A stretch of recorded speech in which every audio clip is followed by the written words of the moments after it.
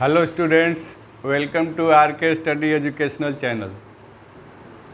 इस वीडियो में हम लोग प्रोग्रेशन के सीरीज़ को आगे बढ़ाते हुए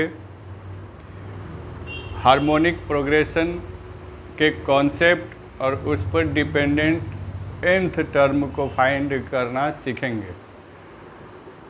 और जो क्वेश्चन लिया गया है वो डॉक्टर BN गुप्ता सर के बुक से लिया गया है, जो पेज नंबर 43 और 44 में दिया गया है।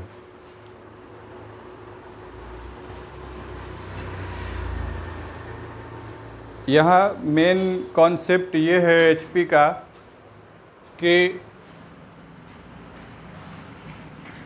हमने AP से रिलेटेड सारे क्वेश्चंस बनाए हैं और AP के सीरीज़ के बारे में अच्छी तरह से हम लोग समझा है। जब AP के सीरीज़ को उल्टा कर देते हैं, AP के सीरीज़ का रेसिप्रोकल वो HP में कन्वर्ट हो जाता है। जैसे यहाँ मैंने डिफाइन किया इसको, reciprocals of AP are said to be HP। अगर रेसिप्रोकल कर दिया जाए AP के सीरीज़ को तो वो HP में कन्वर्ट हो जाएगा। और इसको दूसरे तरीके से भी डिफाइन किया जा सकता है कि अगर आपका सीरीज HP में है तो उसका रेसिप्रोकल AP में होगा।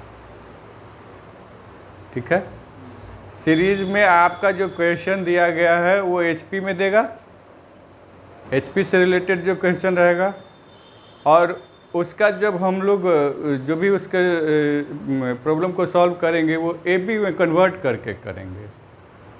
तो मतलब HP के लिए स्पेशलाइज्ड कोई फार्मूला अभी तो नहीं दिख रहा है। क्या है, हम लोग AP में कन्वर्ट करके उसका सारा कैलकुलेशन करेंगे। भविष्य के गर्भ में क्या है क्या पता। चलिए देखिए,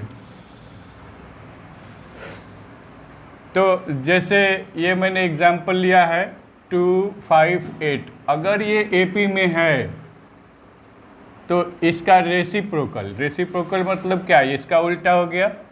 ये 1/2, 1/5, 1/8 ये HP में होगा। इसी तरह से अगर कोई सीरीज मान लीजिए कि ये दिया गया है 1/2, 1/5, 1/8, अगर ये HP में है तो इसका रेसिप्रोकल क्या हो गया, 2, 5 और 8 ये AP में होगा।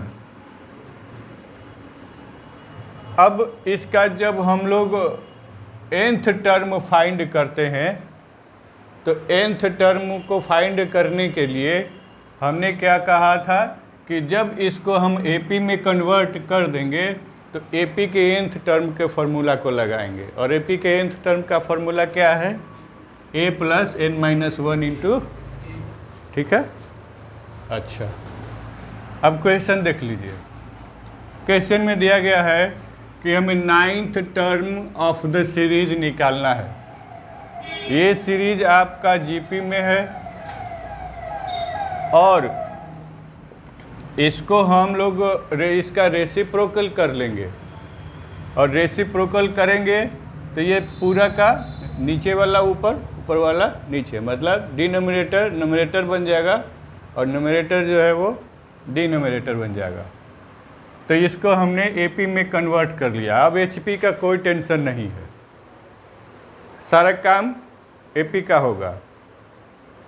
तो यहाँ पर A हमारा 9/2 हो गया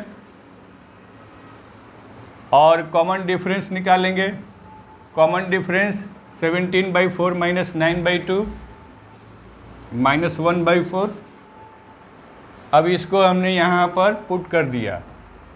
nth टर्म का फॉर्मूला जब प्रॉपर क्वेश्चन बनाएंगे आप लोग एग्जामिनेशन में तो ये फार्मूला लिखना पड़ेगा, डायरेक्ट नहीं जाएंगे। बुक में वैल्यू नहीं दिया रहता है। इलस्ट्रेशंस में आप देखेंगे कि फार्मूला भले ना लिखा हो, आपको एग्ज़ाम टाइम में लिखना पड़ेगा। तो ये फार्मूला लिखेंगे। फार्मूला लिखने के बाद 9th टर्म हमें फाइंड करना है। क्योंकि क्वेश्चन में हमें दिया है 9th टर्म को निकालने के लिए। 9th टर्म के लिए जब लिखेंगे तो ए हमारा क्या है, देखिएगा ध्यान से, ये 9/2 है। n-1, n क्या हो गया, 9th टर्म, तो 9 हो गया हमारा n, और कॉमन डिफरेंस क्या आया है, -1/4। तो -1/4 को अब लिख दिया गया। बाकी कैलकुलेट करने पर ये 5/2 आया है। अब 5/2 को हड़बड़ी में हम लोग आंसर मार देते हैं। 5/2 आंसर किसका है, एपी के सीरीज का।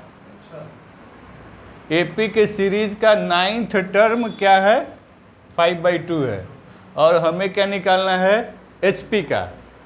एचपी क्या, हार्मोनिक प्रोग्रेशन। तो एचपी में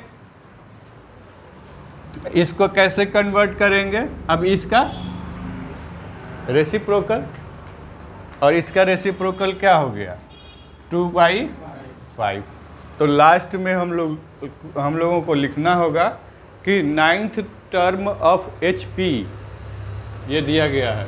ये पूरा टर्म जो क्वेश्चन है लिखेंगे, और क्वेश्चन लिखने के बाद इसका जो आंसर है वो आपको लिखना होगा। ठीक है, समझ में आ गया। यूट्यूब में देखने वाले बच्चे ध्यान देंगे कि अगर कुछ समझ में ना आया हो इसमें, तो कमेंट बॉक्स में कमेंट करेंगे, प्रयास किया जाएगा कि उनके समस्या का समाधान किया जाए। और अगर आपको लग रहा है कि ये आपके लिए बेनिफिशियल है तो मेरे चैनल को सब्सक्राइब ज़रूर करें और अपने दोस्तों में इसे शेयर करें। Thank you for watching the video.